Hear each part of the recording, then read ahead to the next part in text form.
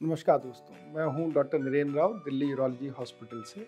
आज हम बहुत ही इम्पोर्टेंट टॉपिक पे बात कर रहे हैं, जो है how to increase your semen volume. आपके वीर्य की मात्रा को कैसे बढ़ाया जा सकता है। तो सबसे पहले हम जानते हैं कि ये सीमन या हिंदी में वीर्य है क्या, ये किस किस ऑर्गन से बनता है, इसके क्या कंपोनेंट्स हैं और ये किस कारण से कम हो जाता है, और क्या इसको बढ़ाने के लिए कोई दवाइयाँ, कोई एक्सरसाइज या कोई डाइट है जिससे ये इम्प्रूव हो सके। कॉमन आदमी ये समझता है कि सीमन मतलब स्पर्म। नहीं, स्पर्म जो है आपका सीमन का केवल 5 से 7% हिस्सा है, जो कि आपके टेस्टिस बनाती है। इसके अलावा सीमन में आपका एक प्रोस्टेट ग्रंथि होती है पेशाब की थैली के पास। कंट्रीब्यूशन सीमन में 20 से 30% तक रहता है। प्रोस्टेट ग्रंथि के कंट्रीब्यूशन में कुछ एंजाइम्स होते हैं, एसिड्स होते हैं, जो कि आपके स्पर्म्स को नरिश करते हैं, इनकी मूवमेंट को इम्प्रूव करते हैं। 70% के आसपास का हिस्सा इस सीमन का आता है वॉल्यूम का। 2 और ग्रंथि होते हैं जिनको हम बोलते हैं समाइनल वेसिकल्स। इन ग्रंथि से निकलने वाले सिक्रीशंस भी आपके स्पर्म को नरिश करने में, मूवमेंट्स में आपकी मदद करते हैं। और जो लास्ट का हिस्सा सीमन का आता है, वो आता है इजैकुलेशन से जस्ट पहले। आपके मूत्र मार्ग के अंदर, यूरेथ्रा के अंदर, पेनिस में छोटे छोटे ग्लैंड्स होते हैं जिनसे एक चिकनाई जैसा मटेरियल निकलता है यूरेथ्रा को लुब्रिकेट करने के लिए। इनको बोला जाता है बल्बो यूरेथ्रल ग्लैंड्स। इन चारों को मिला के जो है बनता है वो वीर्य है, वो सीमेन है। Testis, prostate glands, seminal vesicles and bulbo urethral glands. Semen की क्वांटिटी और क्वालिटी को लेके बहुत सारे लोग चिंतित रहते हैं, खासतौर पे वो जो कि काफ़ी टाइम से शादीशुदा हैं, बाप बनने की कोशिश कर रहे हैं, परंतु किसी कारण से प्रेगनेंसी नहीं हो पा रही। चिंता का विषय है। दूसरा होता है कि कुछ लोग शादी करने जा रहे हैं और वो चिंतित होते हैं कि पहले हमारी इंक्यूबेशन के दौरान या सेक्स के दौरान वीर्य की क्वांटिटी अच्छी खासी निकलती थी, अब कुछ समय से कम हो गई है। तो ऐसा तो नहीं है कि कहीं हमारे बाप बनने की क्षमता भी इफेक्ट हो रही हो, और हम इसको कैसे बढ़ा सकते हैं, इस विषय में हम आज बात करेंगे। एक नॉर्मल इजैकुलेट की जो मात्रा होती है वो होती है 2 से 5 ml के बीच में।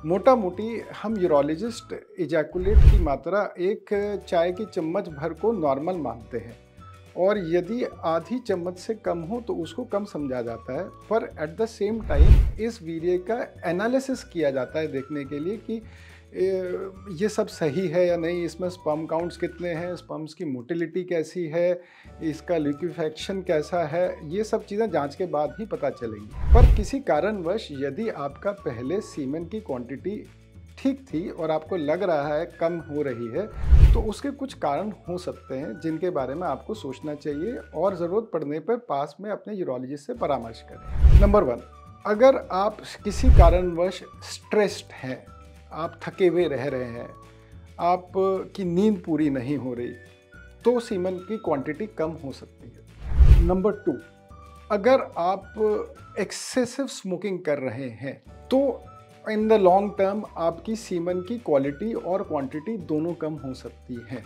कुछ लोग आजकल ये कहते हैं कि हम टोबैको स्मोक नहीं करते, हम मारिजुआना, जिसको कॉमन लैंग्वेज में ग्रास कहते हैं, हम वो इट्स ए ग्रीन स्मोक, ये हमारे फेफड़े के लिए ठीक है, हम ये कर रहे हैं। वो भी आपकी सीमन की क्वांटिटी को इफेक्ट करता है। In fact long term marijuana users में ये पाया गया है कि टेस्टिस की साइज कम हो जाता है, स्पर्म के काउंट्स कम होने लगते हैं, और लॉन्ग टर्म में सीमन की क्वांटिटी कुछ बूंदों की जितनी ही रह जाती है। ये 2 कारण हो गए। तीसरा कारण हो गया, if you are not adequately hydrated, आपका पानी का इंटेक कम है, तो सीमन गाढ़ा हो जाता है और सीमन की क्वांटिटी कम हो जाती है।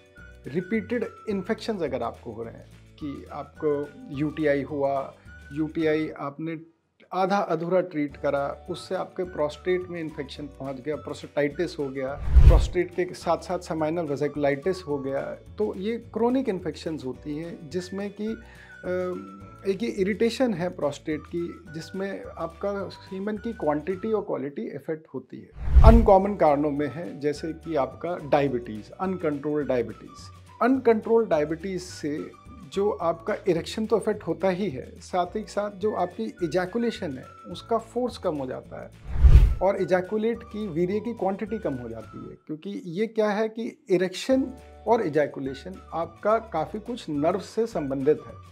अनकंट्रोल्ड डायबिटीज़ में नर्व्स को नुकसान पहुंचता है, जिसके कारण इजैकुलेशन कम होता है। रेयर कॉजेज़ में आ गया आपका रीढ़ की हड्डी को चोट लगना, स्पाइनल कॉर्ड को ट्रॉमा पहुंचना, एक्सीडेंट होना या इरेक्शन ख़त्म हो जाना। इन कारणों से भी सीमेन की क्वांटिटी कम हो जाती है। कुछ लोग मेरे पास आके ये भी बोलते हैं कि डॉक्टर साहब पहले जो था, मैं जब इजैकुलेशन होता था तो थोड़ा दूर गिरता था, परंतु अब जो है वो मात्रा तो कम हुई है, फोर्स भी कम हुआ है। देखिए, ये चिंता का विषय नहीं है। एक एज ग्रुप में अराउंड 20 to 30 के बीच में क्वांटिटी और फोर्स ऑफ इजैकुलेशन अच्छा होता है। धीरे धीरे करके, खासतौर पे यदि आपका एक सेडेंटरी लाइफस्टाइल है, आप फिजिकली एक्टिव नहीं हो, तो पेल्विक फ्लोर मसल्स वीकनेस होती है। इजैकुलेशन के टाइम बल्बो कैवर्नोसस मसल्स होती हैं जो एक फोर्सफुल इजैकुलेशन आगे करती हैं। यदि आपकी मसल्स वीक हैं, डायबिटीज़ हो गया, आप कोई नर्व डिसऑर्डर हो गया, या आप फिजिकली एक्टिव नहीं है, तो वो आपका मसल्स की वीकनेस के कारण इजैकुलेशन का फोर्स कम हो जाता है। ये ऐसे ही है जैसे आप रोज़ फिजिकल एक्सरसाइज कर रहे हैं, डंबल उठाएंगे तो आपके बाइसेप्स अच्छे रहेंगे, आप नहीं उठाएंगे वज़न तो आप उतना स्ट्रांग नहीं फील करेंगे। अब इस वीर्य की क्वांटिटी को हम कैसे बढ़ाएं? Can we increase the quantity of semen? सबसे पहले मैं आपको बता दूं कि ऐसी कोई दवा नहीं है जो कि आपके सीमेन की क्वांटिटी को बढ़ा सके। हाँ, बहुत सारे मेडिकल डिसऑर्डर्स ऐसे हैं जिनमें दवा दी जाती है जिससे सीमेन की क्वांटिटी कम हो जाती है। बढ़े हुए प्रोस्टेट के कारण या प्रोस्टेटाइटिस में दी जाने वाली कुछ दवाइयाँ होती हैं जिनको अल्फा ब्लॉकर्स बोलते हैं, टेम्सुलोसिन, एल्फुजोसिन। इससे सीमेन की क्वांटिटी फॉल्सली कम लगती है, क्योंकि होता क्या है कि जब ये दवा पेशेंट ले रहा होता है तो इजैकुलेट पेनिस से बाहर नहीं आता, पेनिस से ब्लैडर में जाता है, जिसको रेट्रोग्रेड इजैकुलेशन बोलते हैं। एक चीज़, जब आप रिसेंट अगर आपकी क्वांटिटी कम हुई है तो आप देख लीजिए कहीं ऐसा तो नहीं है डॉक्टर ने आपको कोई दवा ऐसी दी हो जिससे कि आपका इजैकुलेशन अफेक्ट हो रहा हो। Now how to increase? Number 1, healthy diet. आप अगर डाइट अच्छा रखेंगे तो आपकी quantity and quality of ejaculate improve होगी। बैलेंस्ड डाइट खाएं, adequate amount of carbohydrates, proteins and healthy fats के साथ। आपका सीमेन की क्वांटिटी इंप्रूव करेगा। इनफैक्ट ये आपके टेस्टोस्टेरोन को भी बूस्ट करेगा, उसके लेवल्स को नॉर्मल रखेगा, जिससे भी आपकी सीमेन की क्वालिटी इंप्रूव होगी। Number 2, exercise. रेगुलर एक्सरसाइज करने से आप हेल्दी रहेंगे, डायबिटीज़ नहीं होगा, डायबिटीज़ के साइड इफ़ेक्ट्स जो होते हैं, नर्व्स को इफेक्ट होना, वो नहीं होगा, हाई ब्लड प्रेशर नहीं होगा, ओवरऑल आपकी हेल्थ इंप्रूव होगी, which will translate into a good quality of semen. Number 3, most important, hydration. आप क्रोनिकली डिहाइड्रेटेड ना रहें, एक एडिक्वेट अमाउंट में पानी पीते रहें। मौसमी चेंज में सर्दी आई, बारिश का मौसम आया, ठंडी हुई, आपका पानी का इंटेक कम हो जाता है। हर आदमी आजकल एक क्लाइमेट कंट्रोल्ड एनवायरनमेंट में है, एसी चल रहा है या ठंड है तो हीटर चल रहा है, इस कारण आपके ना वाटर इंटेक, आप बिजी हो गए, आपको ध्यान नहीं है कि आपने कितना पानी पिया है। आपको पानी पर्याप्त पीना है जिससे कि आपका हाइड्रेशन ठीक रहे। दैट विल ऑल्सो इंश्योर कि आपकी सीमेन की क्वांटिटी अच्छी रहेगी। Number 4, rest. Rest is most important. अगर आपकी स्लीप इनएडिक्वेट है, आपको रेस्ट ठीक से नहीं मिल रहा है, आप 4-5 घंटे सो रहे हैं, फिर काम में लग जाते हैं, अत्यधिक बिजी हैं, तो सीमेन की क्वालिटी इफेक्ट होती है।